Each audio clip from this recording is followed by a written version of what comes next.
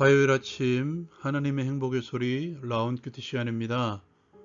오늘은 누가복음 24장 36절에서 53절까지의 말씀입니다. 예수께서는 제자들에게 나타나셔서 자신의 죽음과 부활이 예언의 성취임을 말씀하시며 증인이 되라고 하시며 승천하십니다.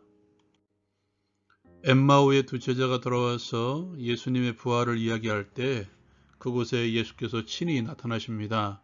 그리고 그들에게 평강을 선포하시죠. 제자들은 예수를 보고 무서워합니다. 예수를 영으로 생각했기 때문이죠. 무서워하는 그들에게 예수께서는 자신의 손과 발을 보이시며 자신을 만져보라고 하시며 자신이 영이 아니심을 말씀하십니다. 그러나 너무 놀랍고 기뻐 믿지 못하는 그들에게 먹을 것이 있냐 물으며 구운 생선 한 토막을 받아 그들 앞에서 잡수십니다.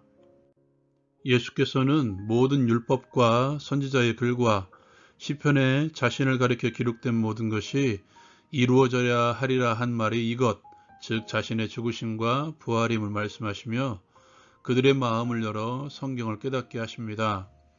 그리고 그들에게 자신의 고난과 죽음과 부활에 대해서 그의 이름으로 죄사함을 받게 하는 회개가 예루살렘에서 시작하여 모든 족속에게 전파될 것이 기록되었으니 이제 이 모든 일의 증인이라고 제자들에게 말씀해 주십니다. 이제 아버지께서 약속하신 것을 보낼 것이니 위로부터 능력이 입혀질 때까지 이 성에 머물라고 권고해 주십니다. 예수께서는 그들을 데리고 베다니 앞까지 나가 그들을 축복하시며 그들을 떠나 하늘로 올려주십니다. 그들은 예수께 경배하고 큰 기쁨으로 예루살렘에 돌아가 늘 성전에서 하나님을 찬송합니다. 적용을 위한 나눔의 시간. 먼저 제자들에게 임한 큰 기쁨에 대해서 함께 나누길 원합니다.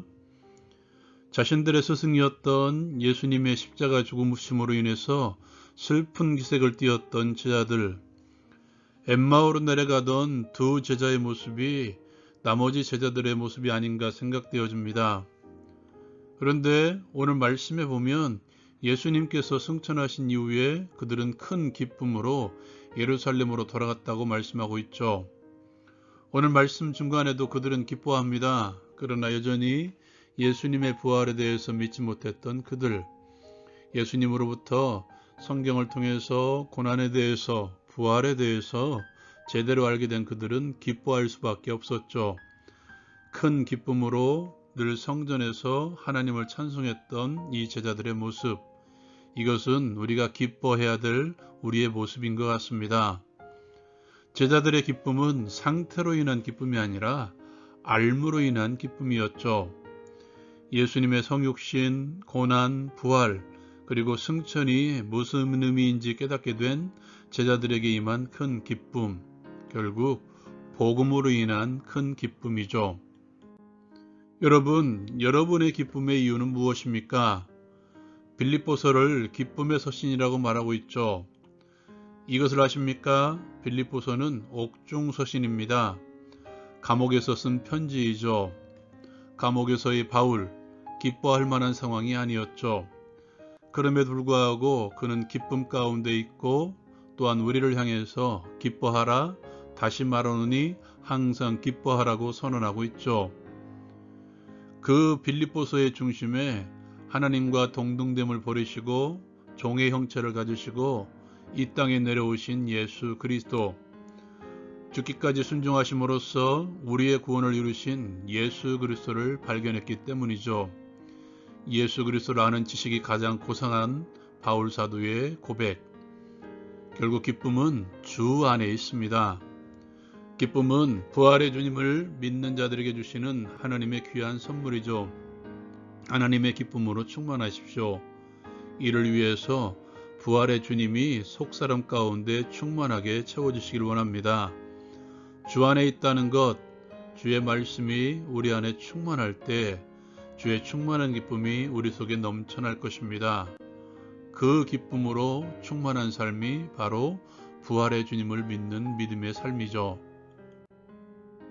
두 번째로 제자들을 증인으로 삼아주신 예수님이십니다. 죄 사함을 받게 하는 회개의 세례를 전하는 증인, 고난과 죽음과 부활, 그리고 승천과 재림을 전하는 주의 증인. 이것은 하고 싶다고 해서 하는 것도 아니고 하기 싫다고 해서 안 하는 것도 아니죠.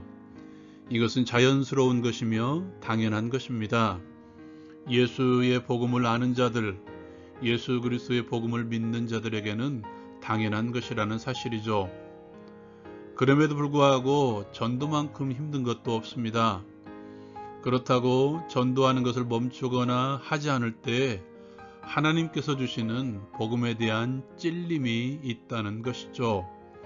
하나님의 말씀이 속사람에 채워진 자들에게 주어지는 복음에 대한 강력한 찔림, 복음을 전하고 싶으며 가르치고 싶어하는 열망이죠.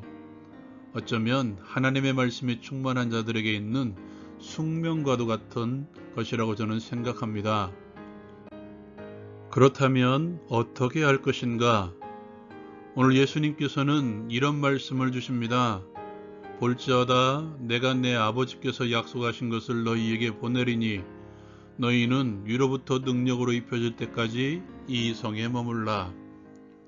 누가복음에 이어 기록된 성경인 사도행전에 우리가 잘 알고 있는 말씀이 있죠. 오직 성령이 너희에게 임하시면 너희가 권능, 능력을 받고 내 증인이 될 것이다. 하나님께서, 성령께서 그들을 증인으로 만들어 가시겠다는 말씀이죠. 하나님의 성령이 전도자, 상명자에게 능력이 되십니다. 성령께서 전도자에게 전도할 수 있는 용기와 능력과 그리고 전도할 수 있는 상황과 사람을 붙여주십니다. 이것을 증거하는 성경이 사도행전이죠.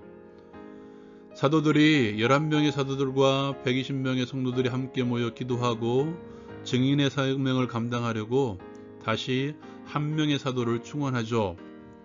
그 이후에 성령께서 이 땅의 역사 가운데 강림하십니다. 그것이 사도행전 2장이죠. 여러분, 그 이후의 상황을 아십니까? 수많은 이들이 성령 강림의 현장에 몰려듭니다. 그들은 사방에서 모여든 이들이죠.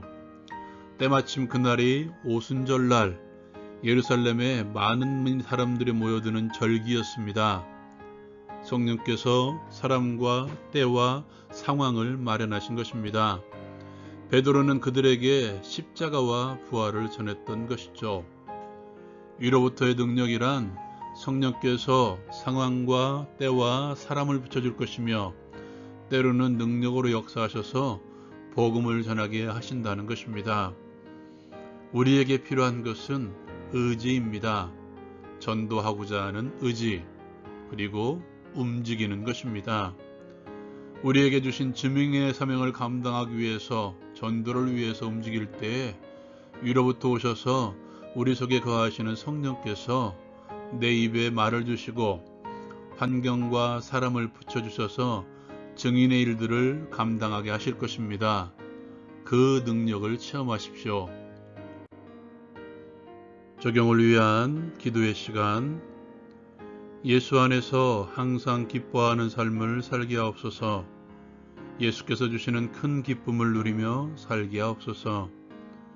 우리에게 증인의 사명을 주신 하나님께 감사함으로 입을 열어 복음을 전하게 하시고 사역의 현장에서 역사하시는 성령의 능력을 체험하게 하옵소서. 예수님의 이름으로 기도합니다. 아멘. 기쁨은 관계입니다.